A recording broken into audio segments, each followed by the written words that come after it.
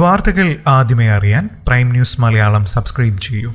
ഇപ്പോൾ സോഷ്യൽ മീഡിയയെ അത്ഭുതപ്പെടുത്തുന്നത് ഒരു ചിത്രമാണ്. ഒരു സാധാരണക്കാരിയായ അമ്മയെ സല്യൂട്ട് അടിക്കുന്ന പോലീസുകാരുടെ ചിത്രമാണിത്. പ്രോട്ടോകോൾ അനുസരിച്ച് മേലുദ്യോഗസ്ഥരെയാണ് പോലീസുകാർ സല്യൂട്ട് അടിക്കുന്നത് എന്നതിനാൽ തന്നെയാണ് ഈ ചിത്രം ഇപ്പോൾ വൈറലായി മാറുന്നത്.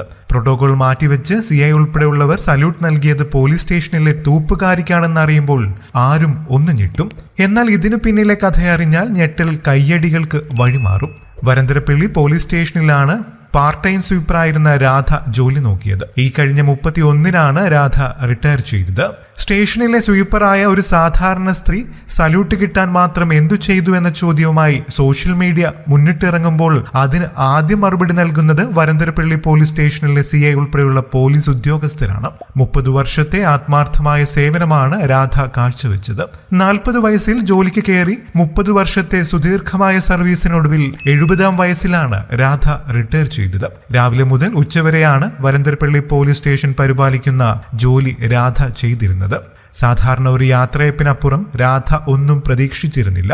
പതിവ് പോലെ രാവിലെ ജോലിക്കെത്തി ഉച്ചയോടെ ജോലികൾ പൂർത്തിയാക്കി പടിയിറക്കത്തിനൊരുങ്ങവെയാണ് ഗാർഡ് ഓഫ് ഓണർ രാധയ്ക്ക് പോലീസുകാർ നൽകിയത്. പക്ഷേ ഓർക്കാപ്പുറത്ത് ആ സല്യൂട്ട് കിട്ടിയപ്പോൾ തന്റെ കണ്ണു നിറഞ്ഞു പോയെന്ന് രാധ പറയുന്നു.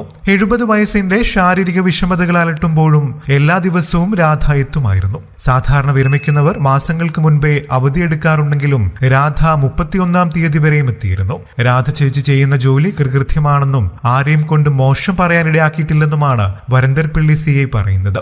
യാത്രയപ്പിന് ശേഷം സ്റ്റേഷൻ വാഹനത്തിൽ തന്നെ രാധയെ പോലീസുകാർ വീട്ടിലാക്കുകയും ചെയ്തു.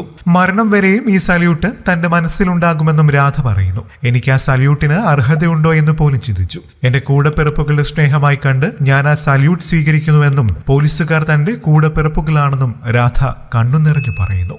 കൂടുതൽ വാർത്തകൾക്കും വിശേഷങ്ങൾക്കുമായി ഈ ചാനൽ സബ്സ്ക്രൈബ് ചെയ്യാനും മറക്കില്ലേ. നന്ദി.